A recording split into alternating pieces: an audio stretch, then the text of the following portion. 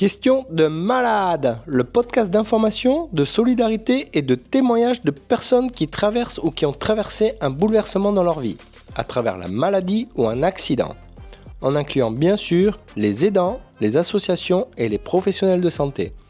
L'objectif, de mettre à disposition un partage d'expérience, à travers un guide pratique du malade. Ça ne pouvait pas durer un an, parce que j'allais être plus fort que les autres. Quand on se dit tout ça, les autres ils mettent 2 ans à s'en remettre, moi je mettrai qu'un. C'est pas vrai. C'est comme les autres. Du coup, là c'est pareil, psychologiquement ça remet un coup. Tu penses qu'il y a force, il y a un côté un peu déni de la maladie? Complet, au départ complet. C'était...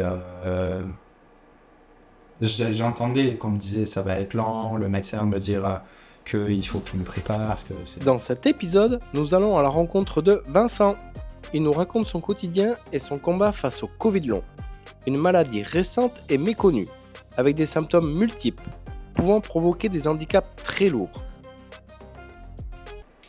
Bonjour à tous, bienvenue dans Question de malade. Alors aujourd'hui, on est en compagnie de Vincent.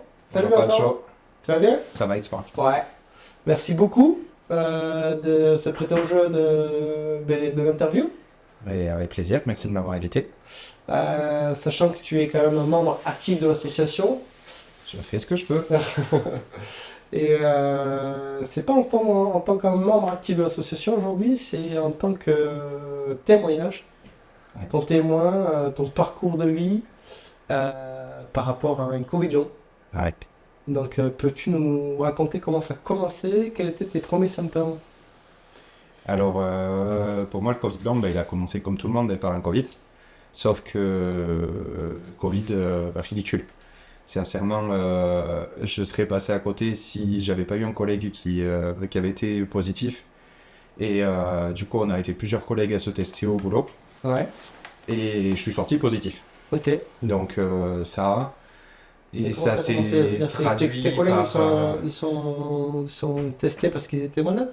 le premier, il s'est testé parce que il était cas contact. D'accord, ok. Mais asymptomatique. Ah oui, ok. Moi, je fais une demi-journée de fièvre à 39 degrés. Ok. Et c'est tout.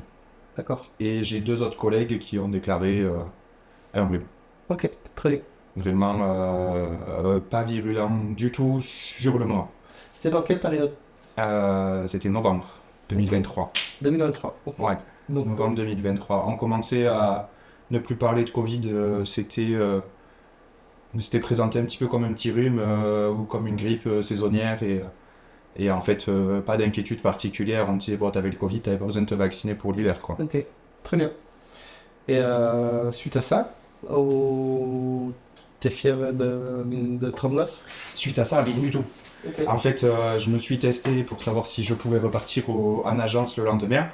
J'ai passé un mercredi après-midi un peu difficile en réunion, mais rien de bien méchant, enfin un peu de fièvre, donc je suis parti un peu plus tôt du boulot, j'ai fait une sieste, et voilà, et c'est passé comme ça. Le lendemain, j'ai pris rendez-vous chez le médecin, puisque j'avais été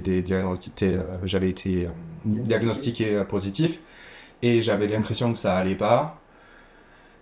Du coup, il m'a mis sous Doliprane et c'est passé comme ça en fait. Le lendemain, ça allait. J'ai fait du télétravail toute la journée. J'ai fait du télétravail pendant 10 jours. Et c'est vraiment passé comme ça, quoi. Okay. J'ai vraiment rien. J'ai rien manifesté. Okay. Pendant la phase du Covid, 39 de fièvre, quelques courbatures et c'est tout. Ok. Donc 10 jours comme ça Non, 10 jours de télétravail parce qu'on m'a dit reste 10 jours à la maison, on repart pas au boulot. Ça a dû durer... Allez, après la fièvre, 2 jours après, j'avais vraiment plus rien. Okay. Je suis reparti me faire tester à la pharmacie parce que j'avais une prestation photo le week-end.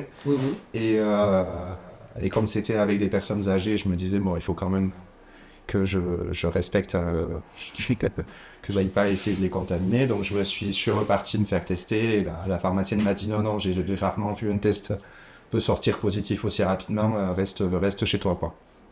Donc voilà, c'est tout. Mais physiquement, j'étais nickel. Ok, très bien. Et du coup, tu es reparti au boulot combien de temps après? J'ai fait du télétravail.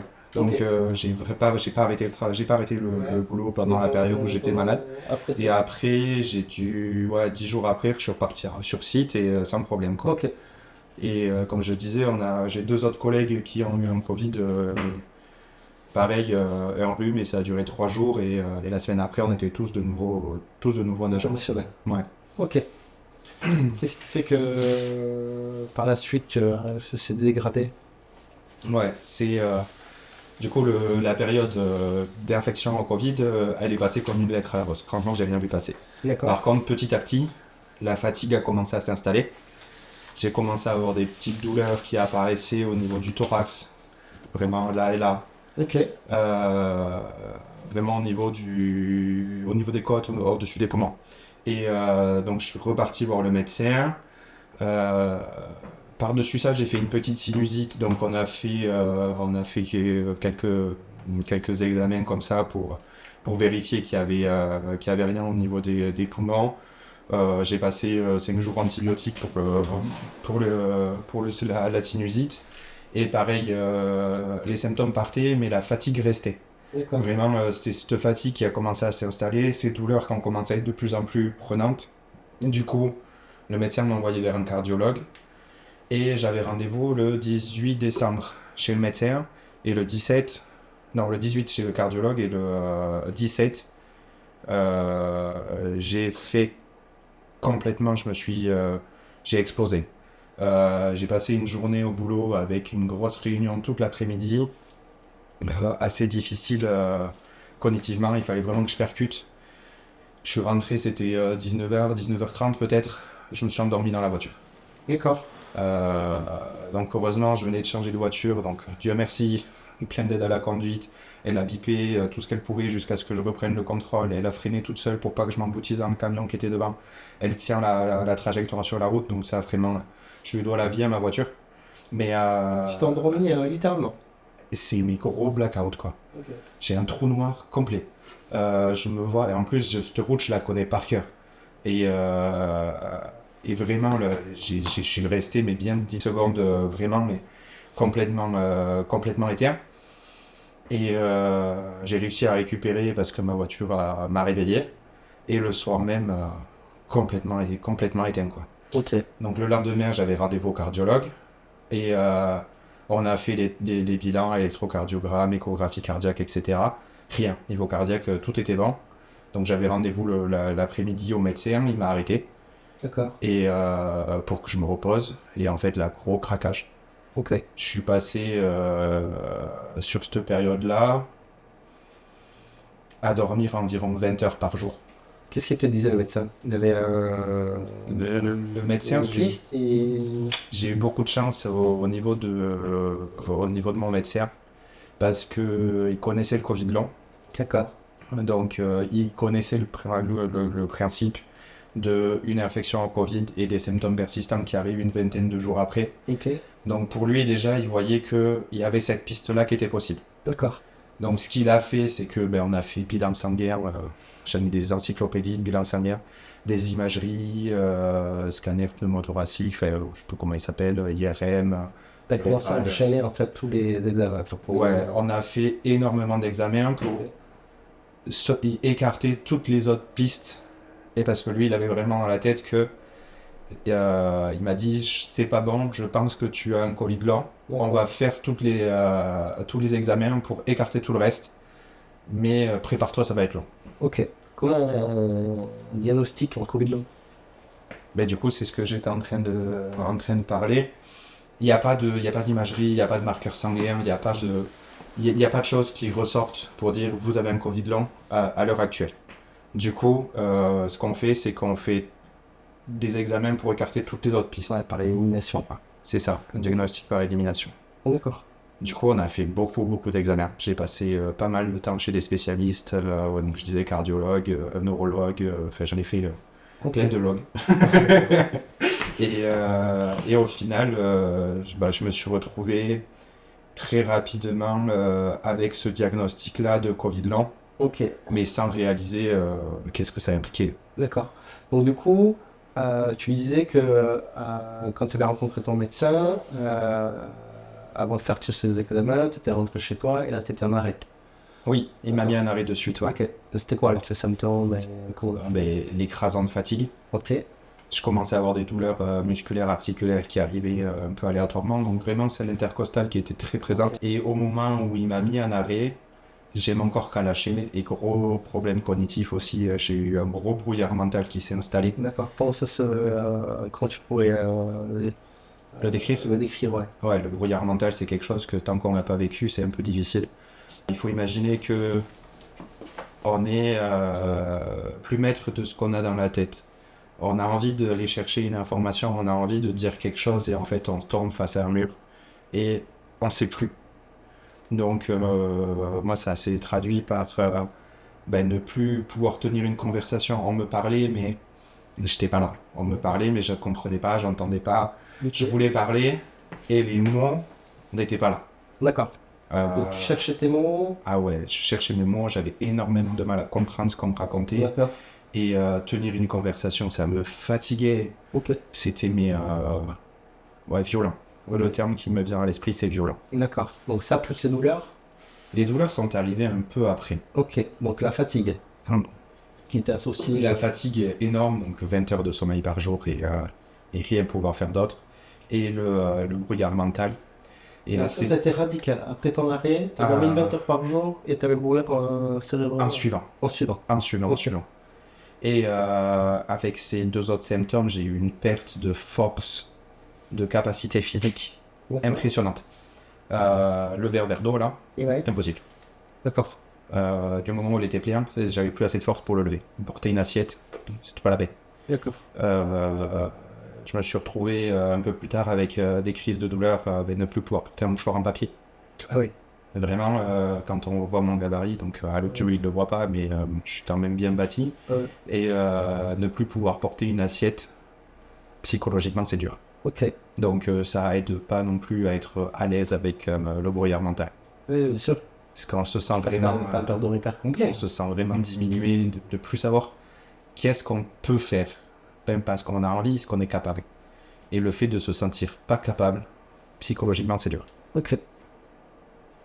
Oui, la fatigue, 20 heures par jour, je dormais. Ouais, au départ, ça a duré bien, je pense, 3 mois avec vraiment 20 heures par jour clair. Une nuit était au minimum de 14 heures et il me fallait au moins une sieste de 5 ou 6 heures de temps dans la journée. Ok. Donc, ce qui fait que je me levais le matin, je prenais un petit déjeuner. Quand j'étais assez en forme, je discutais 10 minutes avec mes parents et ma famille qui était à côté. Et je repartais au lit. Puis je me relevais, quand j'allais me lever à midi pour manger avec les autres, c'était beaucoup. Sinon, je me levais vers 14h ou 15h, je mangeais un petit bout. Et je repartais au lit, je crois, le lendemain. Ça durait combien de temps?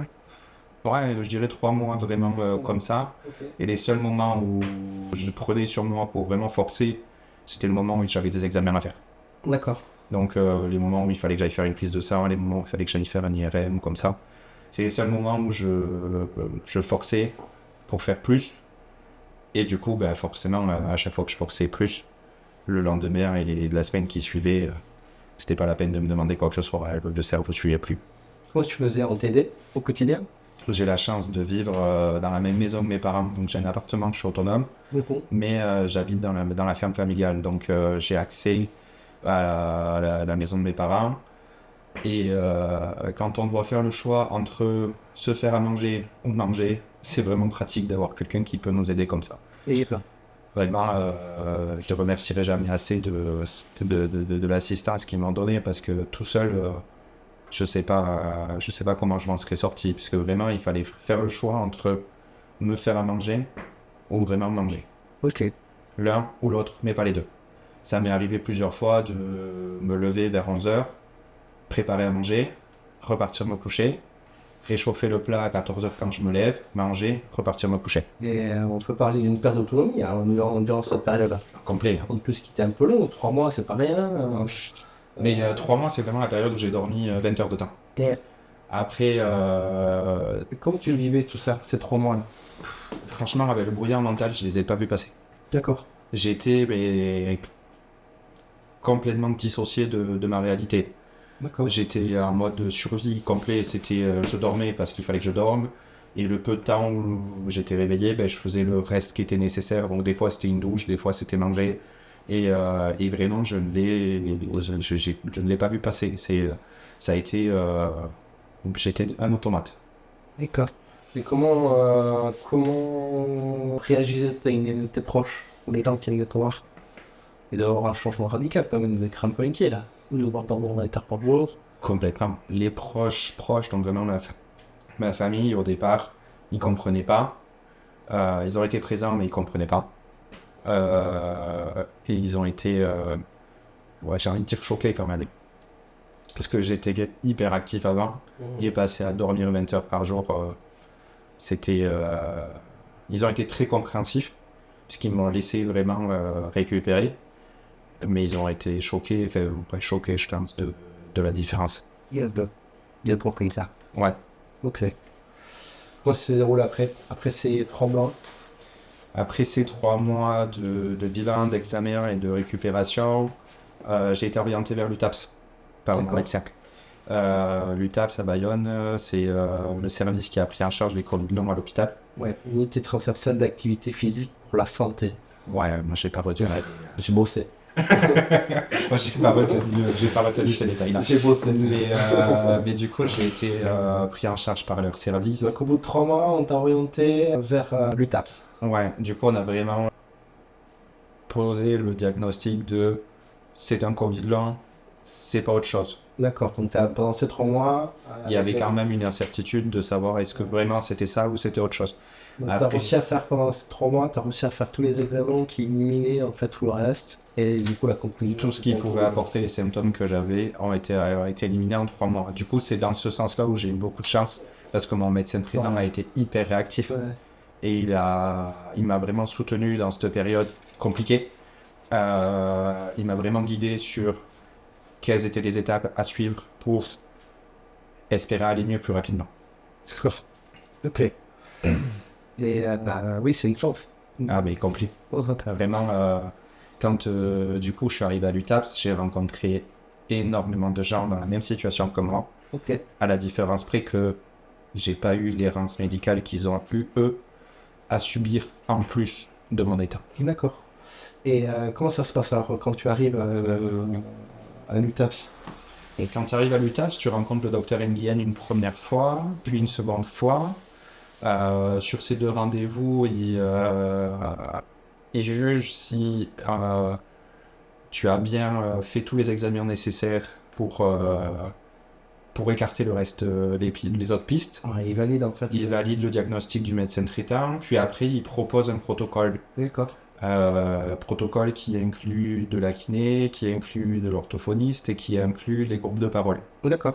Donc, vu la distance que j'avais à faire pour aller à l'hôpital et la fatigue que ça inclut, il m'a plutôt orienté vers une kiné proche de chez moi, essayer de trouver une orthophoniste quelque part qui voulait bien de moi, pour faire un bilan déjà, et après pour voir s'il fallait une rééducation. Donc, tout ça a été mis en place par le docteur Nguyen, et après j'ai participé au groupe de parole et aux ateliers. Dans ces groupes de parole-là, j'ai rencontré plein de gens, toi le premier, mais j'ai rencontré plein de gens qui vivent la même chose que moi. Et c'est quelque chose qui permet de se dire, je suis pas tout seul. Vraiment, ça permet aussi d'avoir un regard un peu extérieur sur ce qu'on vit, pour pouvoir plus facilement expliquer aux gens qui nous entourent. Parce que voir la situation chez les autres permet de mettre des mots plus facilement sur ce qu'on vit nous, et du coup le rassurer, le mot qui pas vraiment l'objectif n'a pas été atteint, mais de rassurer l'entourage. Ok. Ça fait. Et du coup, on te propose ces groupes de parole, tu en penses quoi au départ? Que c'est une perte de temps. Ok. Honnêtement, quand on me dit il faut que tu ailles 6 fois à Bayonne pour aller parler avec des gens qui sont malades, alors je me dis, je le fais parce qu'il faut bien suivre le conseil des médecins, mais vraiment j'y allais à reculons. D'accord. Pour moi, c'était une torture d'aller jusqu'à Bayonne. Parce que quand on te diagnostique un Covid long, il n'y a pas de traitement en fait. Rien. D'accord. Rien n'existe. Il y a quelques études qui sont sorties depuis, qui mettent en avant quelques avantages de certains traitements, mais Il n'y a rien de spécifique au Covid long et rien de concluant dans mon cas. Euh, Là, pendant la période où j'ai fait les groupes de parole à l'UTAPS, j'ai attaqué en parallèle la kiné et ça m'a permis, avec une rééducation adaptée avec la kiné, de récupérer un petit peu de capacité physique.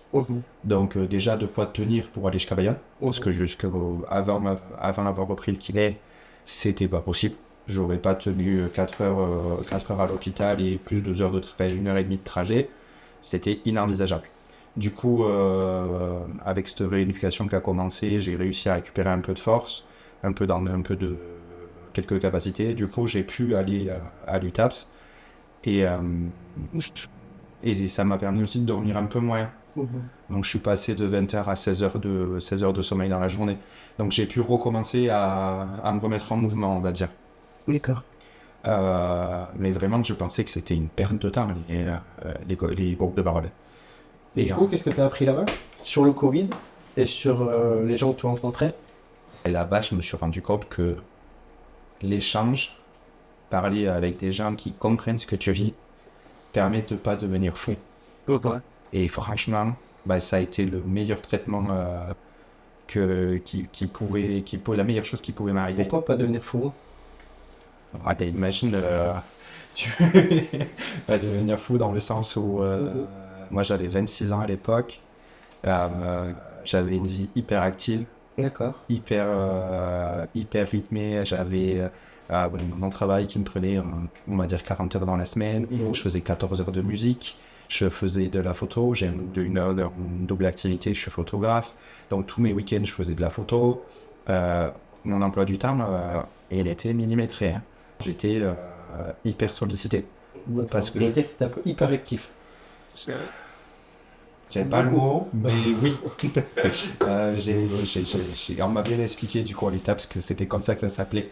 J'avais pas l'impression de l'être, mais a priori c'était ça. Donc là, c'est un changement radical de vie.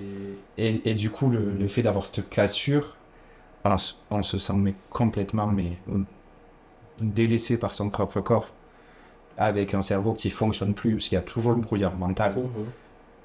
Il y a vraiment de quoi devenir fou et se dire je suis foutu, je ne peux pas m'en sortir. Parce qu'il n'y a pas de traitement à proprement dit, donc il n'y a rien. Donc, Il n'y a rien. Et même mon médecin qui est traitant, qui est exceptionnel, me disait, dans les dernières études, c'est 7% des gens qui sont guéris au bout de 2 ans. D'accord. Donc accroche-toi, ça va être long. Mais moi, à cette époque-là, j'écoute rien. Pour moi, c'est oui, je suis malade là, mais dans 3 mois, c'est bon, ça va, tu vois. Donc le fait de repousser toujours l'espérance de peine là je pensais être bien et au fait finalement non, c'est vraiment propice à tomber en dépression et à se dire je suis foutu, ça va plus aller, qu'est-ce que je fais là. Donc vraiment cet échange à l'UTAPS m'a permis dans les groupes de parole, m'a permis de me rendre compte que non, je suis pas tout seul, que ça va aller mieux, que d'autres gens vivent la même chose et comprennent ce que je vis, donc je ne sais pas dans ma tête. C'est pas dans ma tête, je suis pas fou. Donc ouais, vraiment cette partie échange m'a sauvé de ça. Qu'est-ce que tu as pu percevoir comme symptômes que tu as croisés dans ces groupes de parole? On était tous plus ou moins les mêmes. La fatigue, commune à tout le monde. La douleur, commune à tout le monde, à certains degrés, certains plus que d'autres, mais commune à tout le monde. Le brouillard mental, commun à tout le monde aussi. Vraiment, ces 3 piliers, je ne vais pas dire tout le monde les a, mais oui, je ne crois pas n'avoir rencontré quelqu'un qui ne les avait pas. Et après, j'ai rencontré des symptômes plus ou moins variés, mais que je n'avais pas. Par exemple, les problèmes de vue, je les ai pas. Et à côté de ça, j'ai une très grosse sensibilité au niveau sonore. Donc je suis tout le temps avec mes bouchons d'oreille. Parce que du moment où il y a une situation qui est un peu trop bruyante, je ne me supporte plus. Dans le sens où mon cerveau ne marche plus et j'ai des douleurs qui arrivent dans tout le corps. Donc ça c'est un des symptômes que j'ai pas vu beaucoup chez les autres, mais que je sais qu'il existe parce qu'on en a parlé là-bas. Dans le Covid long, il y a 150 symptômes différents. Voilà, j'en ai rencontré quelques-uns. Et j'en supporte pas mal. Oui, parce qu'en plus, c'est pas. On peut en avoir plusieurs. Et non, oui, on cumule quand on aime, on compte pas. Est-ce qu'il y a des personnes qui t'ont plus marqué que d'autres dans la race? Les médecins déjà. Ouais. J'ai pas trop eu la problématique que les médecins me croient. D'accord. Je suis quand même tombé sur quelques spécialistes qui me suivent depuis des années, qui m'ont dit c'est dans ta tête, de toute façon t'as rien. D'accord. Ça, tu l'as eu. Ah ouais, ma neurologue, Ok. qui est une personne que j'apprécie énormément, elle me suit depuis que j'ai 8 ans, parce que j'ai quelques problèmes de migraine, etc. depuis que je suis petit, qui avait été exceptionnelle jusque-là. Là, elle a été exceptionnellement bête, parce que elle m'a fait faire des IRM et électroencéphalogramme, etc. pour me dire bon mais t'as rien, c'est dans ta tête. Comment tu expliques ça? Qu'elle réagisse comme ça, Ouais. je sais pas, c'est une médecin renommée qui a toujours eu les réponses à peu près tout ce qu'elle s'est posé comme question, et là elle n'est pas la réponse, donc ça pourrait pas exister, je pense. Et vous? C'est Des connaissances peut-être par rapport au Covid ou... c'était plutôt un déni de j'ai pas envie que ça existe. D'accord. Déjà quand j'ai commencé à aller la voir, envoyé par mon médecin traitant pour un Covid long. Bon, ça, c'est spécifié en plus. Ah oui, c'est vraiment, il m'a envoyé pour ça, il voulait faire un IRM pour écarter d'autres pistes, pour pouvoir attester que j'avais bien ça. D'accord. Elle n'a pas attesté que j'avais ça. Ok. Mais par contre, elle a dit, il n'y a rien. Ok, c'est psychologique. C'est psychologique. Comment tu l'as vécu, ça? Ça a été violent de sa part, parce que j'attendais beaucoup de choses d'elle. Ok. Parce que c'est une personne avec qui j'avais entièrement confiance, et je savais que s'il y avait une médecin qui pouvait m'aider, je pensais que s'il y avait une médecin qui pouvait m'aider, c'était elle. Parce que jusque-là, elle m'avait jamais lâché sur aucune des problématiques. Elle a suivi ma sœur, ses crises d'épilepsie. Vraiment, ça a été une personne présente dans la famille. Et là, mais complètement, elle m'a complètement abandonné dans ma situation. Et ça a été violent. Et à part elle, tous les spécialistes que j'ai vus, il n'y en a aucun qui a été aussi catégorique de dire il n'y a rien. La plupart, c'était pour ma part, rien de ta condition physique peut impacter les symptômes que tu as. D'accord, ok. Et du coup, j'ai eu beaucoup de bienveillance, sauf de la part de cette dame. Ok. Et elle a carrément refusé de me reprendre un rendez-vous. Ouais. D'accord. J'ai dû téléphoner 3 ou 4 fois au secrétariat pour avoir un rendez-vous, et je l'attends toujours.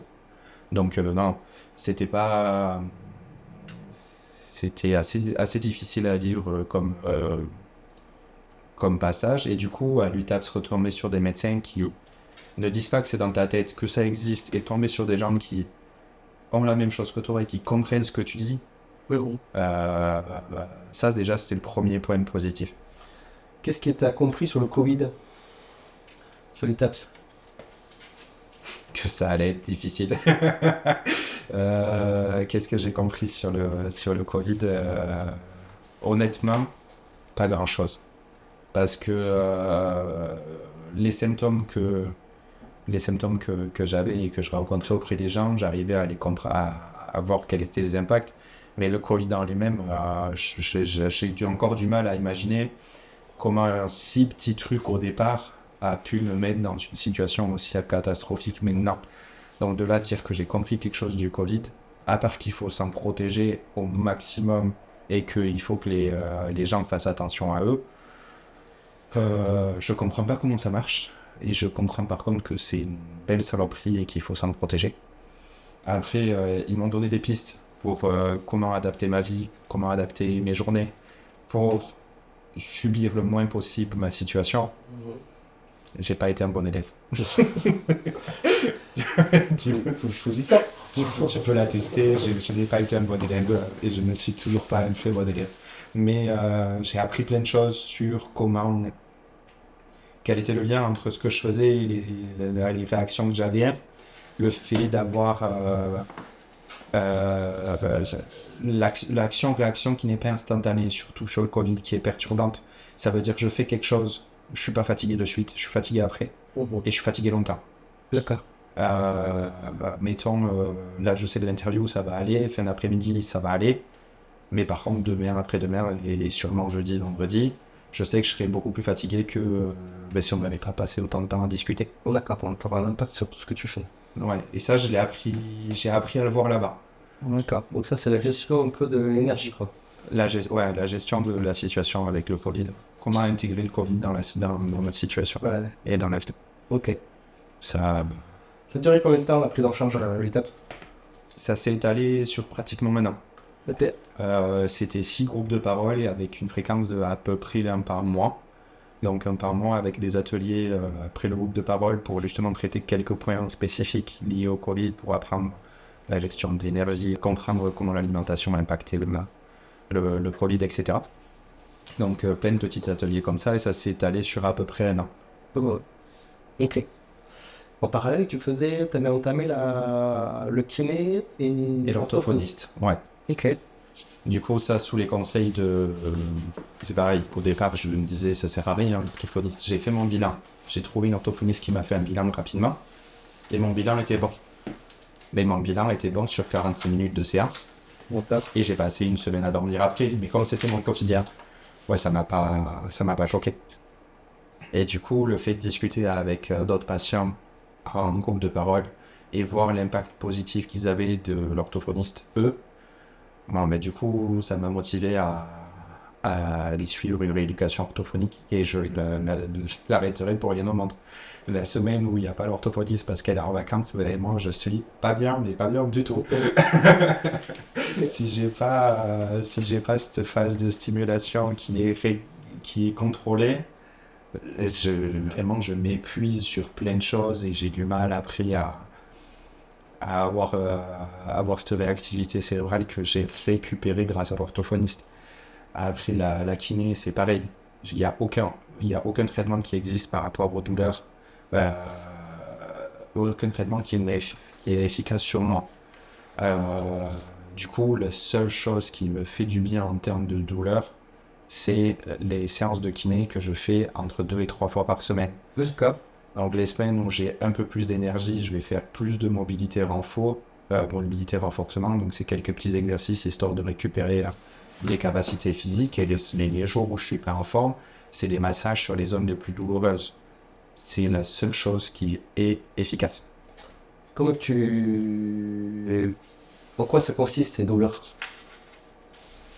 Les douleurs, c'est le matin, je me lève. Ouais. Et je commence la journée avec mon dos qui me fait mal, mes jambes qui me font mal, mes poignets qui me font mal. Tout ce qui est musculaire, tout ce qui est muscle, depuis le début de mon Covid, plus ça va et plus ils sont douloureux. En fonction du positionnement, par exemple, le mollet, en ce moment même, j'ai l'impression d'avoir une crampe. D'accord. Le dos, j'ai l'impression d'avoir comme des brûlures dans le dos. Les trapèzes, j'ai l'impression qu'on me les serre. Et ça, c'est des choses que je supporte en permanence. Donc tous les jours. Du moment où je me lève jusqu'au moment où je me couche. D'accord. Depuis que t'as le Covid. Et ça monte crescendo. C'est moi que je sais. J'ai commencé au départ avec une grosse perte de force. Et là, plus je récupère de la force, plus je récupère les douleurs qui vont avec.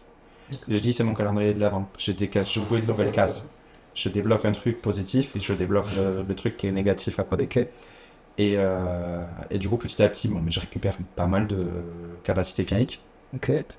La phase de récupération diminue un peu, mais la phase de douleur augmente. D'accord. Et globalement, on va dire que j'ai une douleur qui est à ce niveau-là, enfin qui est assez élevée. Et si je force, elle monte. Et si je continue à forcer quand elle monte, je pars en crise. Et alors la crise, c'est 45 minutes à ne rien faire. Mais quand je dis rien, c'est rien. C'est assis, parce qu'allongé, j'y arrive pas. Ça me fait trop mal. Assis dans une position un peu fétale, les mains posées sur les bras, sur les cuisses, parce que je n'arrive pas à les lever. C'est ma tête un peu baissée pour que les muscles du dos soient pas trop tendus dans un sens, pas trop tendus dans l'autre. Et attendre que mon corps veuille bien rebouger. Et ça peut durer 45 minutes, 1 heure, avec une respiration qui est difficile, parce que trop respirer, ça fait mal. Pas assez, ça fait mal. Donc vraiment, c'est des moments qui sont extrêmement difficiles à passer. Oui. Et de notre côté, qui passent extrêmement vite. Parce que comme je suis vraiment 100% concentré sur ne pas avoir mal, ben en fait, je me rappelle jamais le temps que ça a duré. D'accord. Et mon cerveau, comme que j'ai mal. La période de temps, je sais que j'ai eu mal, mais je sais pas combien de temps. Et ça, c'est que ça, tu les as depuis combien de temps de près? Au début, donc ça faisait quoi, 6-8 mois que j'avais le Covid, enfin mon Covid l'ont déclaré. J'en avais une par semaine, une tous les 15 jours. Ok. Vraiment, c'était régulier. Maintenant, la dernière que j'ai eue remonte à Noël, le 27 décembre. Donc ça, combien de temps après? Là, ça va faire 2 ans. D'accord. Donc là, et aujourd'hui, on est à un mois après, j'en ai toujours pas eu une. Par contre, le niveau de douleur générale monte systématiquement après une crise. D'accord. Donc le lendemain d'une crise, je sais que j'ai plus mal et que ça redescend pas. Donc j'évite d'abord de forcer jusqu'à la crise, ne pas empirer le reste du temps. Et au niveau cognitif, tu as pris dans le champ un orthophoniste. Tu nous disais que tu avais fait un bilan au début. Ouais. Est-ce que tu vois une progression? Ah, c'est impressionnant. Et le bilan au départ, il était bon. Ok. C'est-à-dire que l'orthophoniste m'a dit, je vois pas de problématique particulière à part la fatigabilité. Je suis à l'air beaucoup plus fatigué au bout de 45 minutes qu'une personne lambda. C'est tout ce qui avait été vu. Et en fait, avec le suivi qu'on a mis en place 6 mois après, il s'est aperçu que c'était plus grave que de la fatigabilité. En fait, pour des choses simples, ça va, mais du moment où il faut cumuler de la complexité ou l'inhibition, faire fonctionner le cerveau de manière plus naturelle, on va dire, et pas focaliser sur un exercice à la fois. En fait, le multitâche, ouais. En fait, je m'en sortais pas. Okay. Du coup, on a travaillé là-dessus beaucoup, sur l'inhibition, sur plein de choses pour réhabituer mon cerveau à travailler de manière normale et autonome.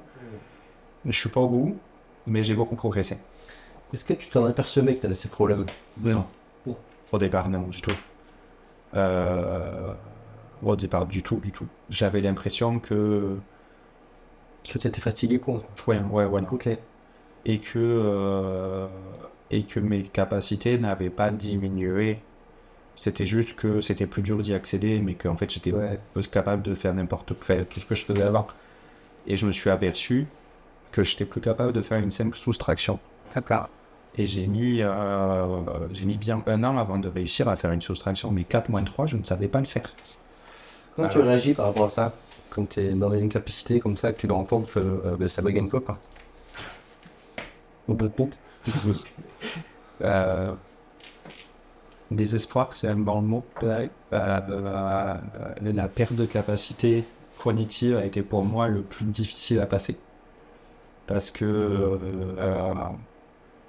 c'est le plus long à travailler et c'est ce qui me permettait de vivre avant. Moi, dans mon métier, je passais 10-12 heures de temps à travailler sur un ordinateur. Et vraiment, j'étais concentré sur des sujets complexes. Et vraiment, la perte de cette capacité-là a été, pour moi, la plus difficile à vivre.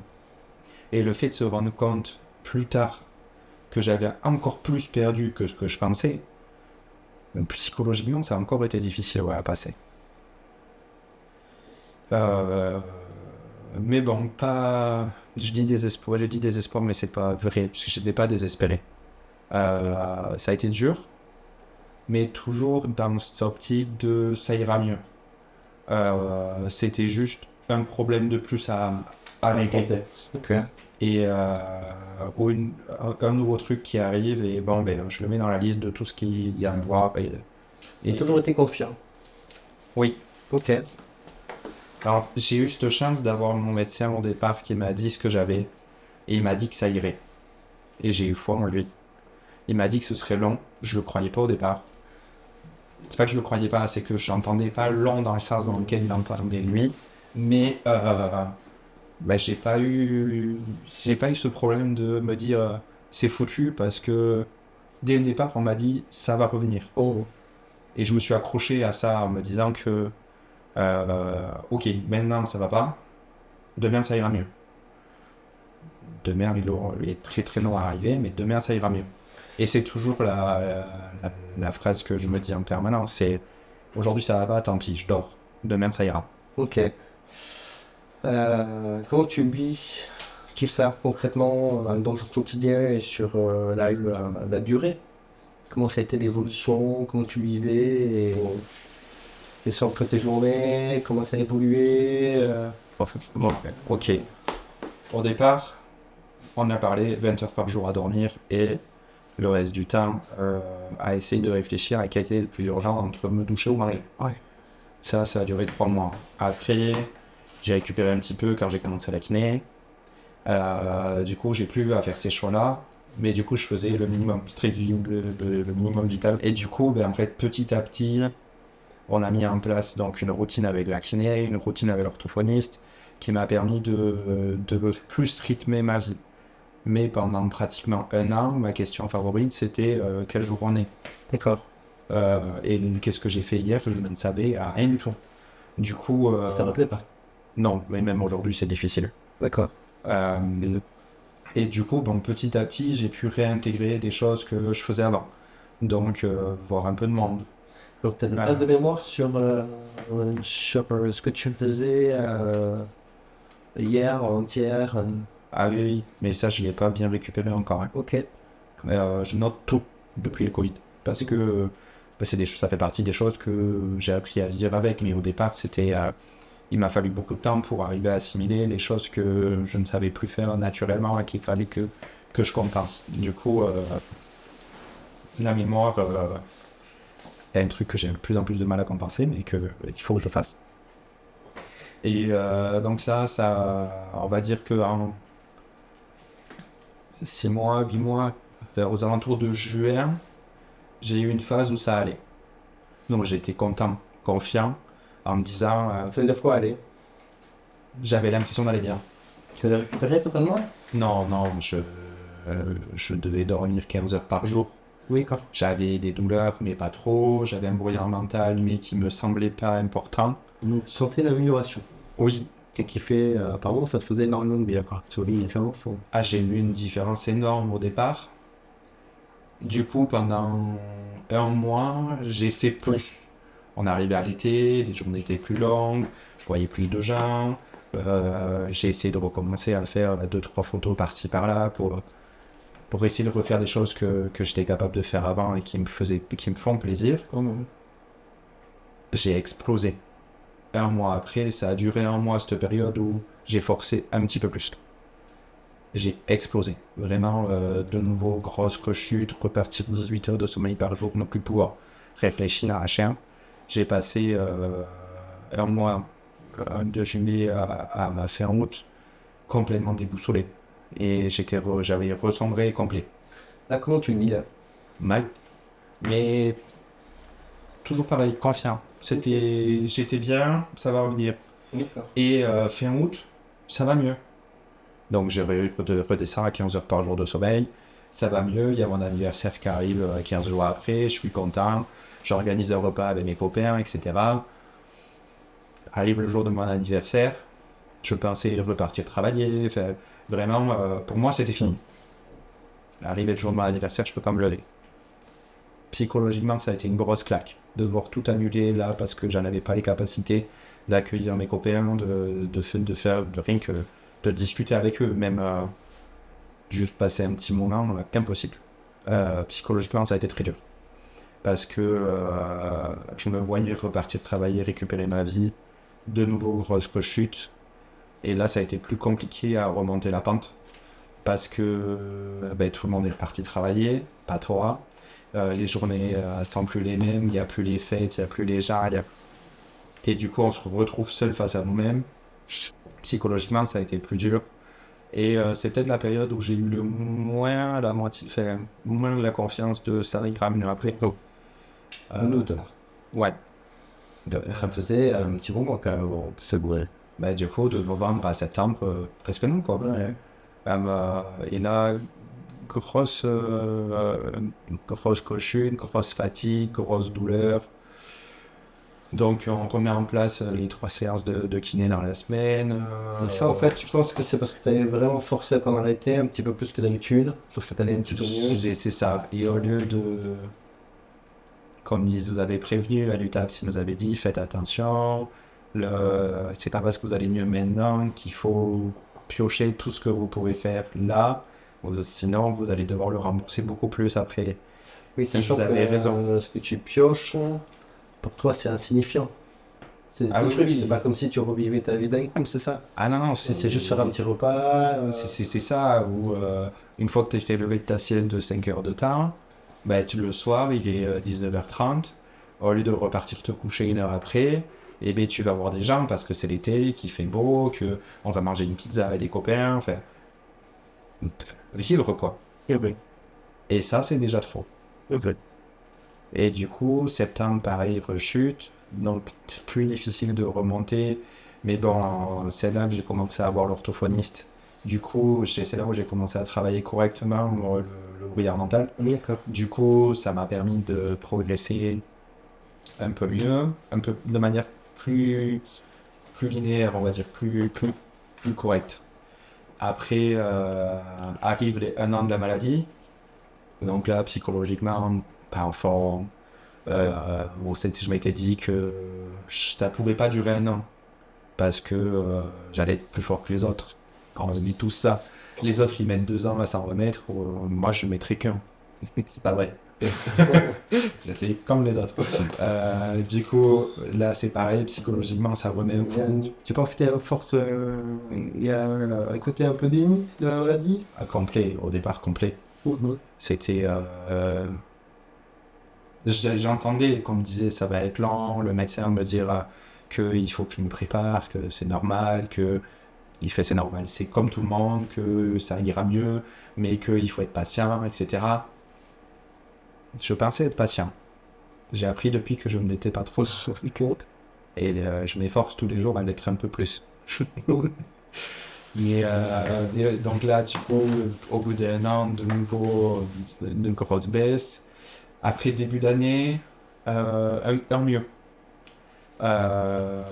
Du coup, là, c'est pareil, on reprend un peu de l'espoir, mais différemment. Parce que c'était un mieux, mais j'ai pas forcé plus. Et ce qui fait que je suis arrivé, pareil, jusqu'à juin, avec toujours un peu mieux. Et du coup, je faisais ce que j'étais capable de faire 15 jours avant. Pas ce que j'étais capable de faire là. Et du coup, j'ai continué à progresser. Arrivé l'été, de nouveau la même chose.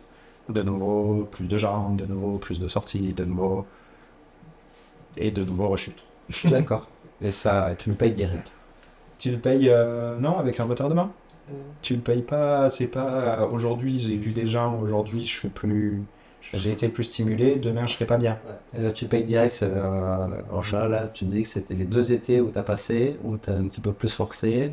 Et systématiquement, du moment où je fais quelque chose, ça met... pour 1 an de repos, j'ai 1 mois où je peux faire un petit quelque chose. Et peur. Et après, ben, je retombe quasiment à la case départ. Ok.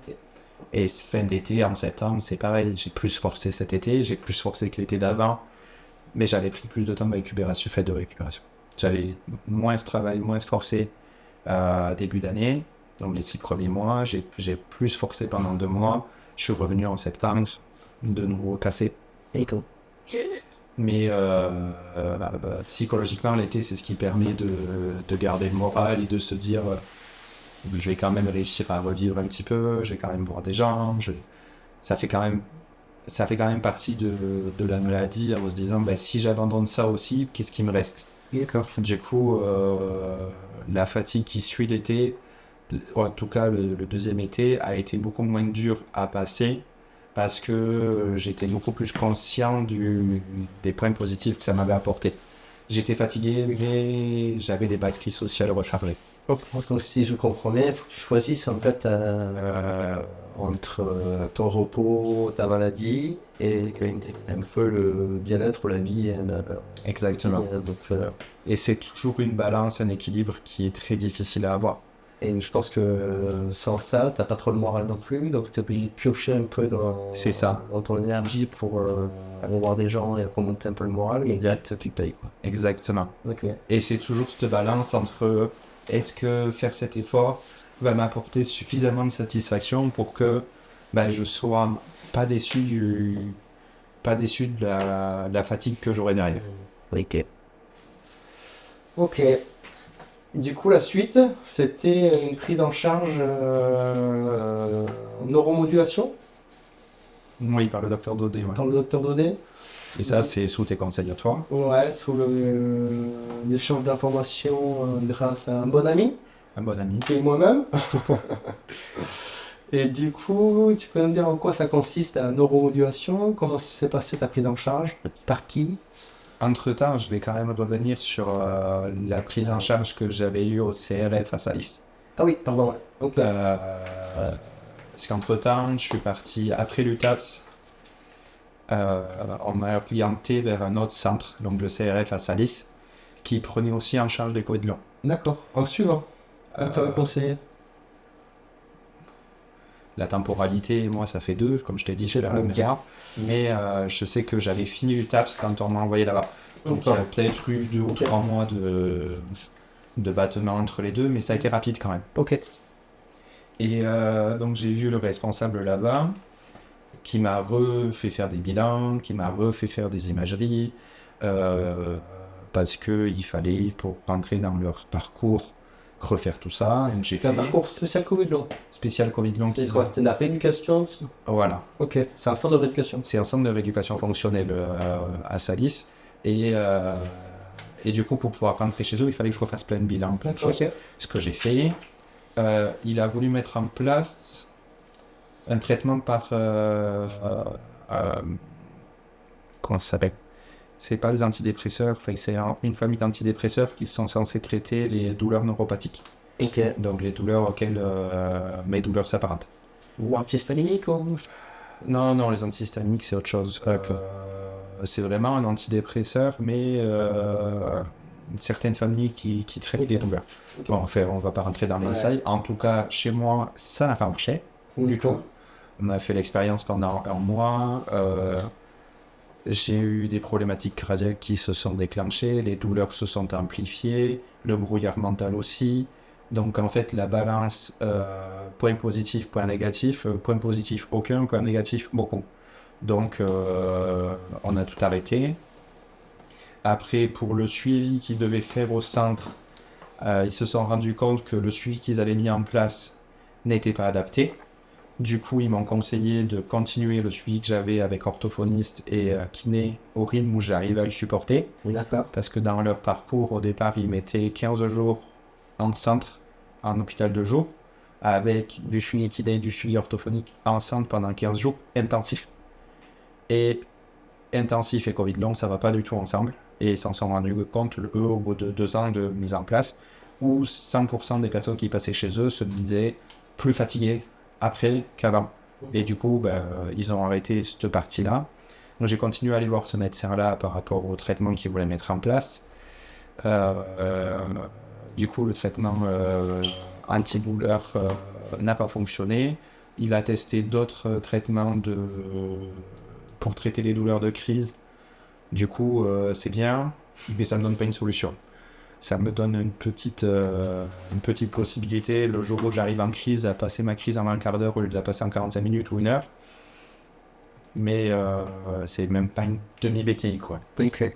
Du coup, parti de ce centre-là, je pensais que niveau médecin, tant qu'il n'y avait pas de nouvelle étude qui sortirait pour donner un truc miracle, j'aurais plus rien.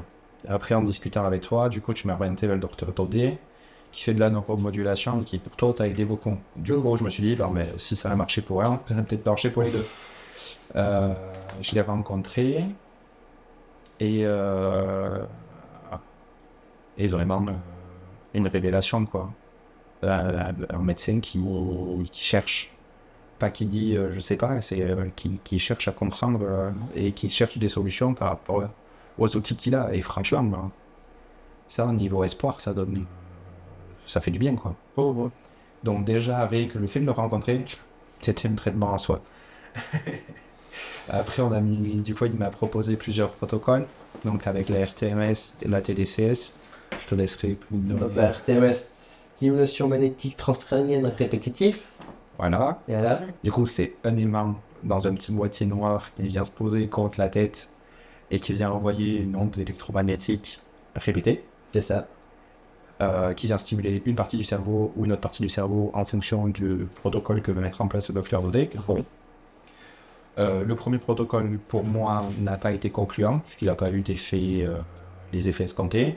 On en a essayé un second. Donc en gros, en fait, on met une bobine au niveau du cerveau, qui envoie des ondes, Qui vient stimuler une partie du cerveau. Du coup, ça peut être impressionnant au début quand même. Oui, mais comme tu étais passé avant moi, j'avais pas cherché. Donc, Ok. T'étais rassuré. oui, Ok. j'étais pas particulièrement inquiet. Et du coup, chaque partie du cerveau qui stimule est censée avoir un impact sur un des symptômes. Il y a plusieurs protocoles en gros, et par rapport au protocole, il y a. Pour le coup, moi, le second, il m'a dit que ça allait traiter un symptôme, ça en traite un autre. Je suis très content. Puisque depuis que j'ai attaqué le second protocole, j'ai fait d'énormes progrès au niveau cognitif. D'accord. C'est pas parfait, mais ça progresse. Ok, donc tu fais de la RTMS et la TDCS. TDCS, Toujours d'ailleurs. oui. La stimulation transcrânienne au courant direct. Alors là, moi j'appelle ça les éponges. Pour répondre. Parce qu'on a des éponges sur la tête, et pendant 20 minutes, ils viennent stimuler le cerveau par un courant qui passe à travers ces deux éponges. Et ça c'est pareil, ça m'aide. Donc comment ça marche, vous lui demanderez. Oui. On rentre là-dedans, ça. J'ai essayé de comprendre quand il m'a expliqué. La plupart du temps, on comprend quand il explique, et dès qu'il a fini d'expliquer, on a tout oublié. C'est très clair quand il raconte, mais je suis capable de le raconter. Ça t'a aidé un peu. Oui. Tu disais que ça t'avait pas trop impressionné parce que j'étais déjà passé par là. Oui. Et le fait que ce soit quand même un médecin psychiatre qui le fait, Ben, d'un autre, t'as posé un problème ou ben, t'es à l'aise avec ça? oui, parce que la plupart des gens me disaient que j'étais en dépression. Tous les gens qui me connaissent d'un peu loin me disent c'est dépression ou machin.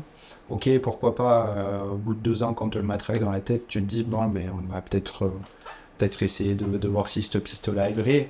Du coup, aller voir un neuropsychiatre, pour moi, ça me posait pas de difficulté parce que au moins c'est une personne qui sait de quoi il parle. Et il a pu mettre des mots sur les choses que j'avais en me disant ben non, c'est pas de la dépression.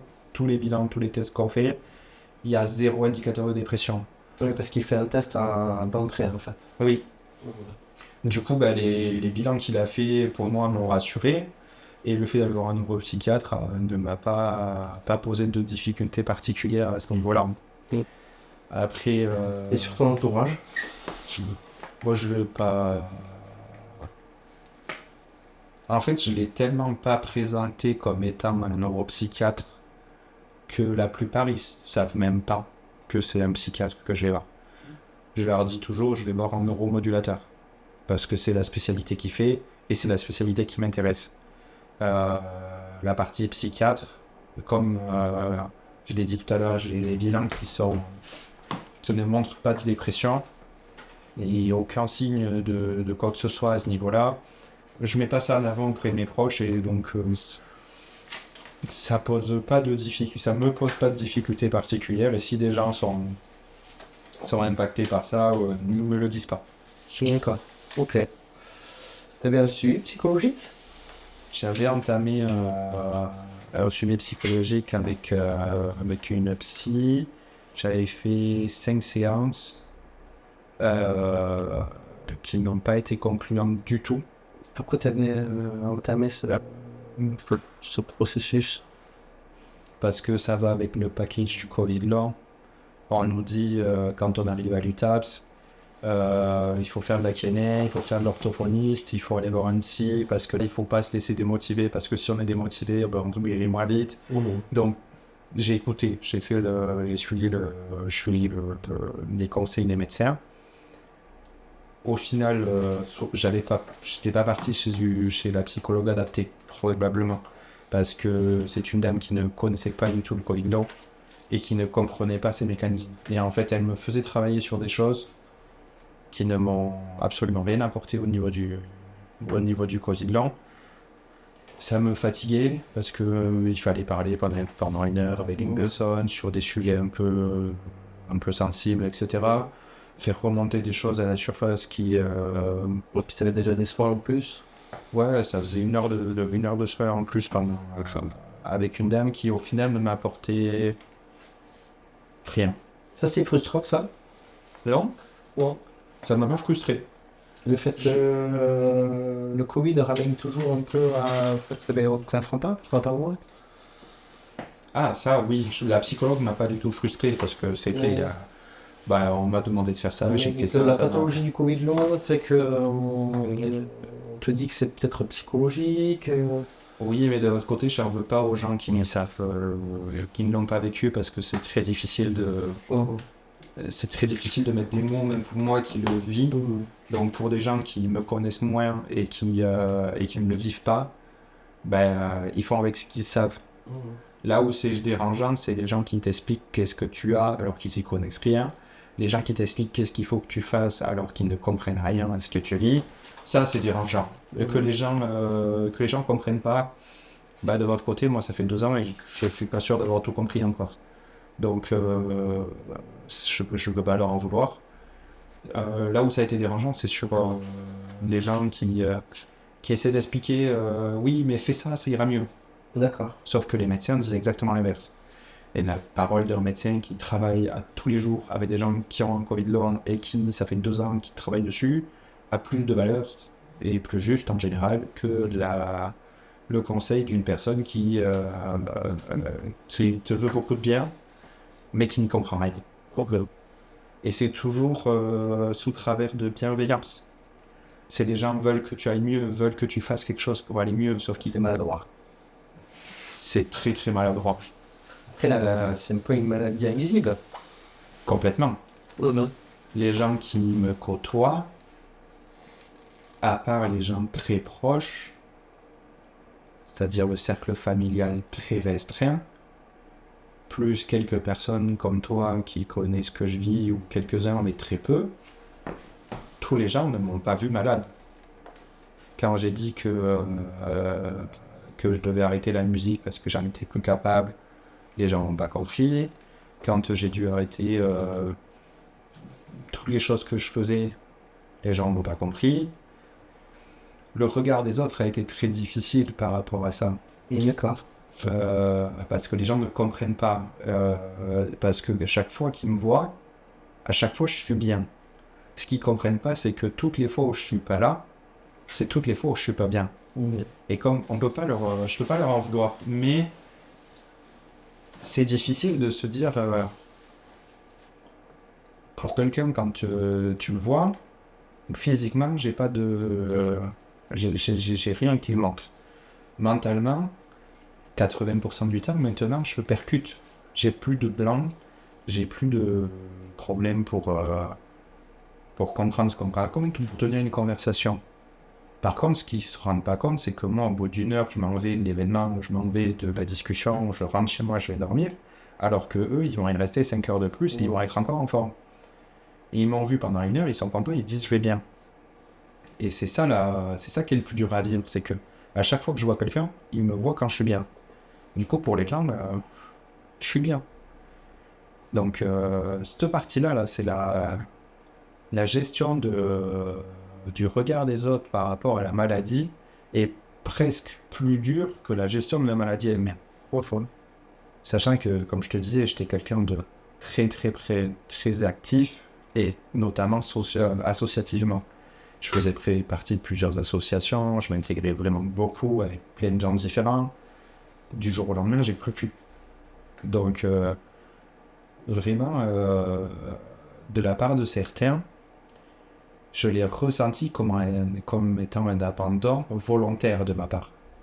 Et ce côté volontaire a été le plus violent sur la partie acceptation de la maladie, plus que la maladie en elle-même.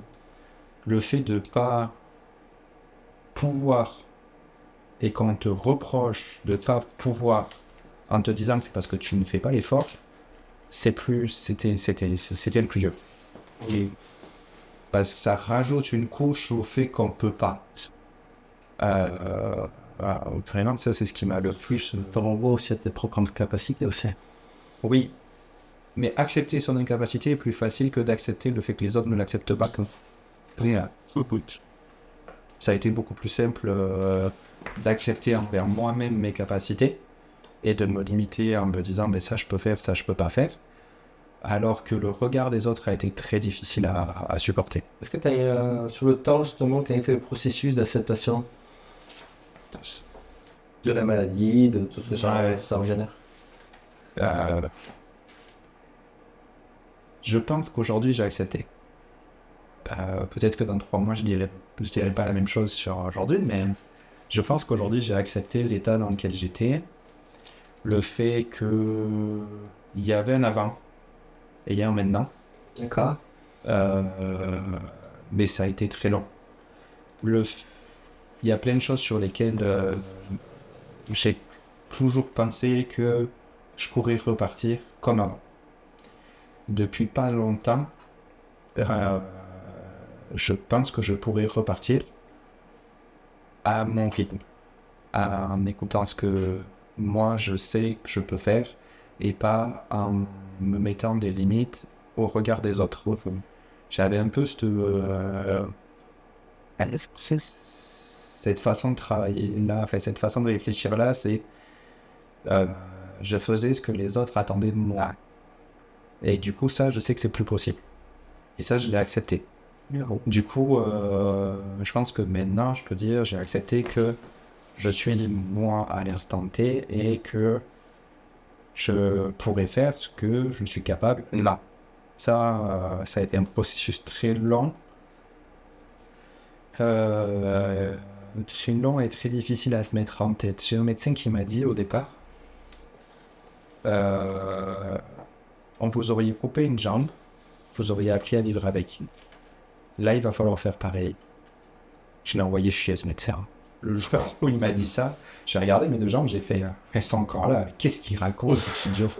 J'ai 26 ans, je vais pas batailler, je vais pas m'arrêter là. Aujourd'hui, j'en ai 28 et je comprends ce qu'il voulait dire. Je passais 2 ans à galérer, aujourd'hui, je comprends. C'était une métaphore violente et difficile à écouter, mais ça a fait son chemin. Donc, ouais, c'est... On peut dire que l'acceptation a été difficile. C'est pas l'acceptation de la maladie qui a été difficile, c'est l'acceptation de la temporalité. Comme je le disais au départ, j'ai pas eu de mal à dire j'ai un Covid long. Parce que le médecin m'avait dit j'ai ça, donc j'ai ça. On m'a dit j'ai une angine, j'ai un Covid long, j'ai un Covid long. Les impacts que ça a eu dans ma vie, j'ai eu du mal à les accepter. Ça a été un long parcours. Aujourd'hui, je sais vers où je veux aller. Comment j'y arriverai, je sais pas. Mais je sais vers où je veux aller et je sais que c'est pas là où j'étais avant. Tu vas aller vers où? Récupérer une vie. Récupérer des activités. Mais pas celles que... pas de la même façon qu'avant. Comme je disais tout à l'heure, ne pas faire jusqu'à ce que les autres soient contents. Faire jusqu'à ce que moi, je sois satisfait de moi-même. Ce genre d'approche, des choses qui correspondent beaucoup plus à ce que je vise maintenant. Est-ce que tu dirais que c'est quelque chose de positif? C'est ma réalité. Est-ce que c'est positif? Est-ce que c'est négatif? Je ne sais pas. Il y a quand même un mieux. J'ai l'impression que je suis un peu... le Covid m'a obligé à me retrouver face à moi-même et à me demander ce qui était nécessaire à ma vie, ce qui était mes envies et ce que je m'imposais par rapport aux autres. Et ça m'oblige un peu à supprimer cette troisième partie qui est néfaste. Donc, il y a du positif, oui, du fait que j'écarte le négatif, c'est empoisonner la vie à petit feu, et qui fait que tu te recentres. C'est ça. Ok.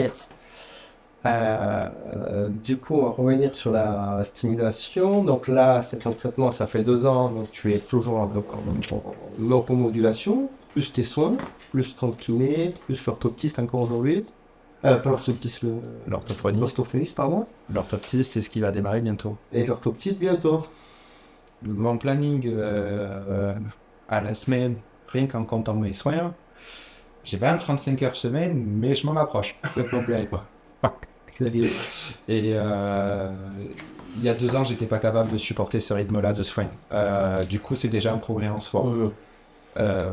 Mais rien que le fait d'avoir tous ces soins-là m'impose un rythme qui est, on va dire, au maximum des capacités que j'ai à l'heure actuelle. Très bien. Et par contre, tu te vois dans le futur aujourd'hui. Là, concrètement, tu es toujours en arrêt. Ça fait déjà 2 ans que tu es en soins. Ça fait déjà 2 ans que je suis en soins, 2 ans en arrêt. Donc, j'ai été déclaré avec une ALD au départ, très rapidement. J'ai été déclaré à la MDPH en tant que reconnu en qualité de travailleur handicapé. Voilà. J'ai pas de... À l'heure actuelle, j'ai pas de vision sur l'avenir. J'ai préparé au maximum ce que je pouvais, mais il y a un maintenant. Dans 3 mois, peut-être que je pourrais recommencer à travailler un petit peu, peut-être que je pourrais pas du tout. Je fais plus d'anticipation. Toujours dans une incertitude. Complet.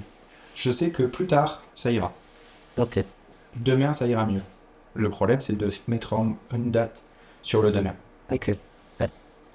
Donc, pour l'instant, les étapes qui m'ont amené jusque-là, donc c'est mon arrêt de travail, c'est la déclaration avec les PH. Peut-être que dans 1 an, je serai toujours en situation où je ne pourrai pas travailler et je m'inquiéterai à ce moment-là du côté administratif qui gère ça. Pour l'instant, je suis focalisé sur mes soins. Après, j'ai l'avantage de vivre dans un endroit qui est chez mes parents. Donc, j'ai pas de certitude au niveau financier, pour la nourriture, le logement. Et je suis quand même assez rassuré à ce niveau-là. Donc, j'ai pas d'inquiétude sur l'avenir à ce niveau-là. J'ai des envies. Je préférerais travailler. Je préférerais être 100% autonome. Mais je ne me mets pas d'objectif temporel sur aller mieux. Parce que à chaque fois que je l'ai fait, à chaque fois ça m'a causé des problèmes. Des problèmes dans le sens où à chaque fois j'ai fait une rechute parce qu'au moment où je pensais être mieux, je l'étais pas, et du coup psychologiquement ça donnait. On s'élance pour le scène. Donc il y a un maintenant. Très bien. C'est le maître mot. Il y a un maintenant. Avant d'enchaîner les questions, comment tu ferais, qu'est-ce que tu pourrais faire comme bilan de tout ce que tu avais parlé de jusqu'à aujourd'hui? Qu'est-ce qu'il en sortirait? Un bilan par rapport à mon parcours là. Ouais. Ça a été un enchaînement de galères. Mais toujours entouré de bienveillance par les médecins qui m'ont suivi. Ok. J'ai dû tout abandonner pour essayer de retrouver petit à petit les choses qui me font du bien. Ça a été un parcours lent, mais j'ai été très bien entouré, du coup je l'ai pas mal vécu. On n'a pas du tout parlé des galères administratives, mais dans mon parcours, s'il y a un point qui a été difficile, à part le regard des autres, ça a été le regard par rapport à l'administration. D'accord. Dans quel sens? L'ignorance. Ouais. Quand je suis tombé malade, je ne savais rien de qu'est-ce qui existait, je ne savais rien de quels étaient mes devoirs, quelles étaient mes obligations aussi, parce que on arrêt de travail, on est payé par la Sécu, mais on a des obligations par rapport à eux aussi, et en fait, il y a plein de choses que j'étais complètement déboussolé. Comment t'as fait? T'as fait idée? J'ai fait ce que j'ai pu. Après, je t'ai rencontré au groupe de parole. Après, tu m'as conseillé d'aller voir une assistante sociale. Et là, j'ai senti la tête de l'eau. Ok. L'assistance sociale était vraiment... Ben, beaucoup de choses. elle m'a permis d'avoir un regard extérieur sur des choses que je comprenais pas. Et du coup, elle m'a expliqué, ben ça, il faut travailler ça, il faut faire attention à ça, il faut faire attention à ça. Elle m'a pas, on va dire, délesté du poids de l'administratif, mais par contre, de la charge mentale qui va derrière. Parce que elle savait où est-ce qu'il fallait aller, alors que moi, non. Donc j'ai fait les papiers, j'ai fait les démarches, j'ai fait les trucs. Mais elle m'a dit, ça, il faut faire ça d'abord, ça, il faut faire ça après. Et franchement, ça a été une bouffée d'oxygène. Parce qu'il y avait plus de pression de « et qu'est-ce qu'il y a après ?» C'est « ok, j'ai le parcours, je me fais pas à pas, je fais quand je peux, je fais ça, quand je peux, je fais ça. » Et ça a été une belle aide pendant tout ce parcours. Et si je dois mettre des mots sur mon parcours, c'est j'ai été très chanceux. J'ai eu une situation très compliquée à gérer, une situation que je souhaite à personne, mais dans ma situation, je n'ai pas été mal. Parce que j'ai été bien entouré par ma famille, j'ai été dans un lieu où j'étais bien, j'ai été entouré par les médecins, j'ai été entouré par l'assistante sociale et par les gens qui m'ont aidé à faire en sorte que le parcours soit lent mais pas difficile. Il y avait ton caractère aussi, je pense, à la base. Probablement. Probablement, Ouais. mais, probablement, mais sauf que mon caractère, je l'avais déjà avant. Du coup, je n'ai pas vu de différence. Je pense que ça serait beaucoup aidé. Et oui, je pense. Ok. On va rentrer dans les questions, si tu veux bien. Je te suis. Ok. Dans la première question, quel est ton opinion sur le Covid? Alors, sans rentrer dans les sujets un peu polémiques, parce que c'est pas le rôle de l'association, on ne veut pas faire des débats qui pourraient faire polémique. Mais en gros, qu'est-ce que tu pourrais... Moi, je pense que le Covid, c'est une belle saloperie, qu'il faut s'en protéger, et que les gens ne savent pas qu'est-ce qu'ils risquent.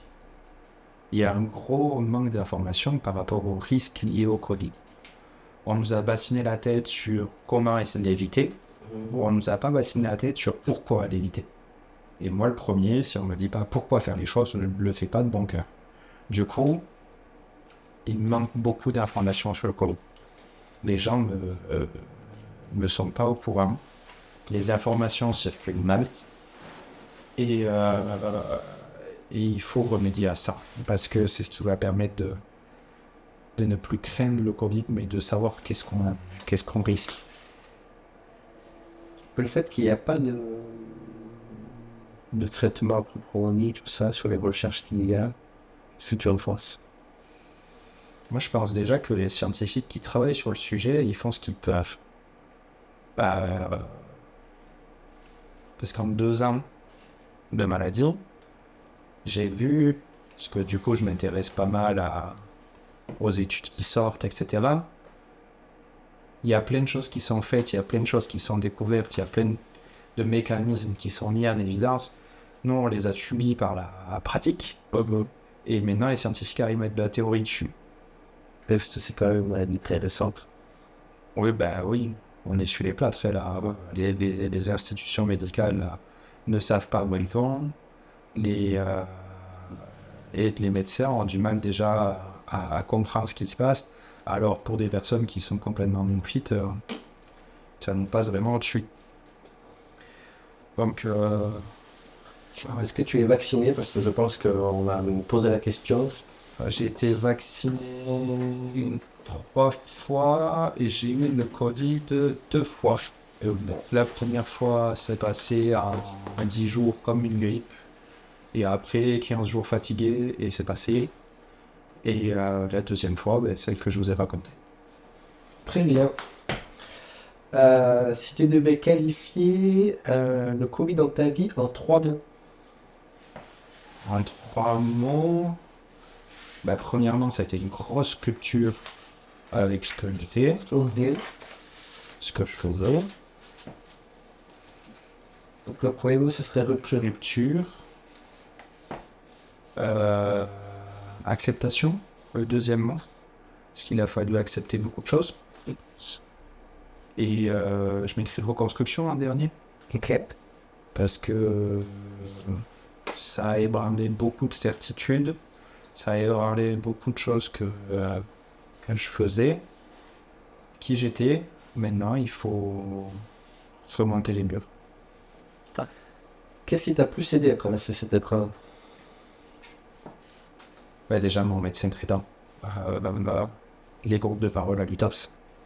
Le fait de rencontrer, c'est les 3 choses qui m'ont le plus aidé. Et la bienveillance de ma femme. Il faut pas oublier, parce que sans eux, je pense que ça aurait été bien plus difficile. Qu'est-ce qui était le plus difficile? Le regard des autres. Le syndrome du sauveur. Qui a accompagné beaucoup de gens qui m'ont entouré.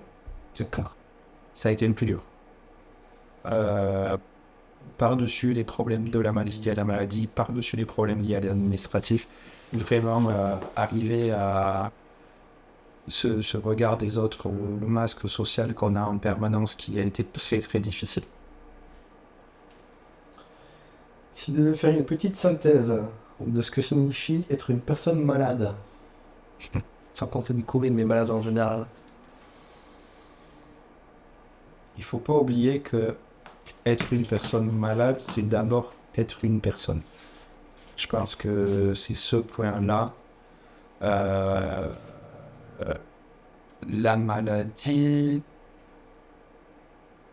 on définit pas entièrement. Il faut l'accepter. Ça fait partie de notre réalité. Mais pour moi, être malade, c'est d'abord être quelqu'un. Et malade, c'est comme si on me disait tu es blanc ou tu es châtain. Bon, tu as les yeux bleus, tu as les yeux verts. Tu es malade, c'est un fait. Il faut pas qu'il soit limitant.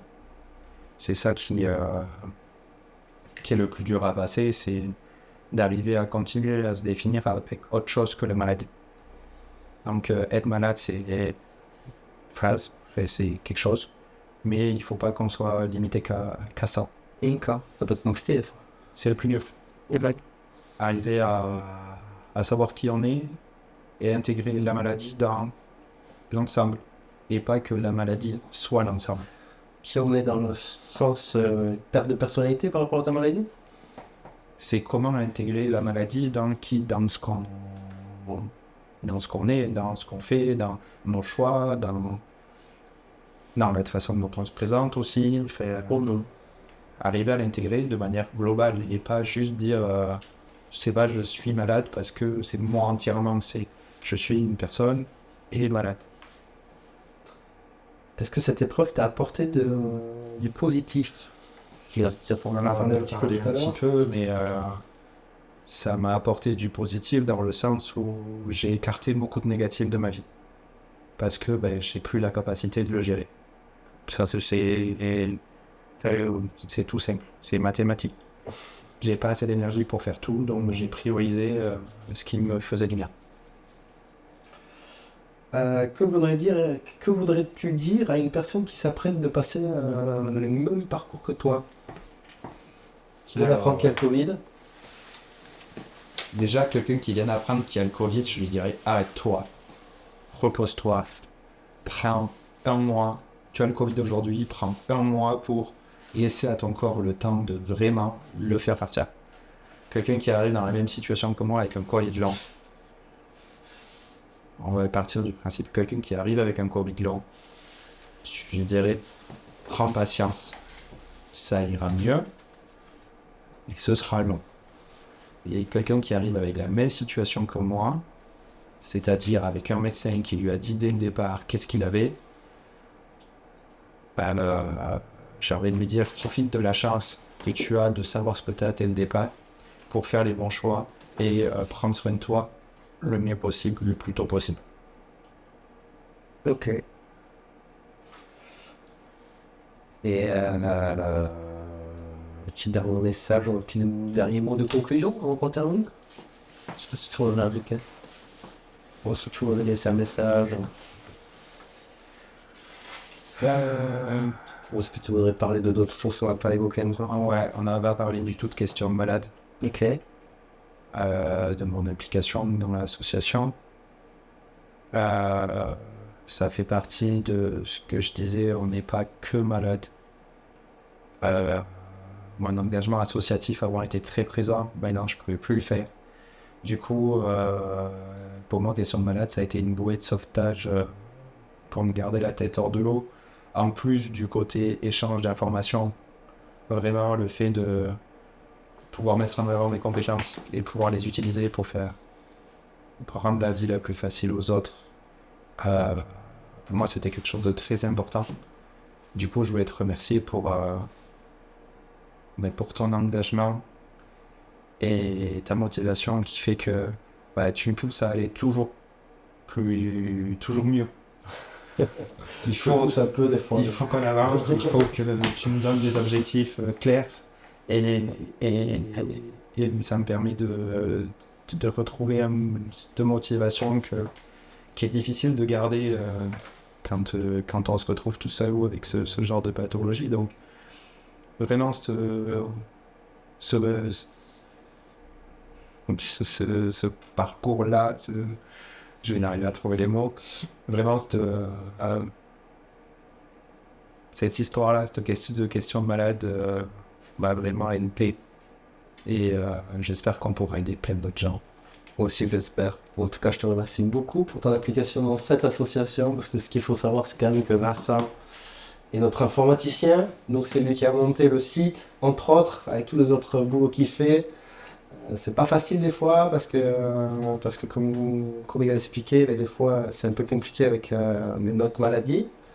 Mais en tout cas, bravo. Enfin, merci beaucoup pour ton implication parce que vraiment sans toi, on n'aurait pas sorti quelque chose de aussi bonne qualité, aussi vite. Donc moi, ça aurait le plaisir d'être avec toi autour de ce projet, vraiment. C'était le mot que je cherchais, projet. Et, donc ça c'est vraiment cool. En plus la petite surprise c'est que Vincent, vous allez le voir de plus en plus parce que tu vas m'accompagner dans les podcasts. Voilà, on va le faire à plusieurs les podcasts. Pour l'instant on va peut-être le faire à deux. Pourquoi pas peut-être plus tard il y aura d'autres personnes, mais voilà, le but c'est que on se partage ce travail. Parce que moi j'ai un petit peu de mal avec tout ça, donc ça ce sera on discutera plus tard. Parce que la surprise c'est que, surprise, ça peut se vanter, mais le prochain podcast ça sera sur mon histoire, donc comme ça fera une transition entre Vincent et moi. Voilà, en tout cas vraiment je te remercie vraiment pour tout, pour ton témoignage, puis surtout pour ton amitié. Voilà. Merci à toi. Ça c'était parce que t'es la plus belle découverte que j'ai eu. Ouais, positif. Donc voilà, merci beaucoup mon copain pour cet échange. Comme d'habitude, suivez-nous, n'oubliez pas de vous inscrire sur les réseaux sociaux si c'est pas fait. Et puis restez en alerte pour les prochains podcasts et les prochaines nouvelles. Parce que plein de belles choses arrivent. Ouais. Voilà. Plein de belles choses arrivent, exactement. Merci beaucoup. Et à bientôt sur Question de malade.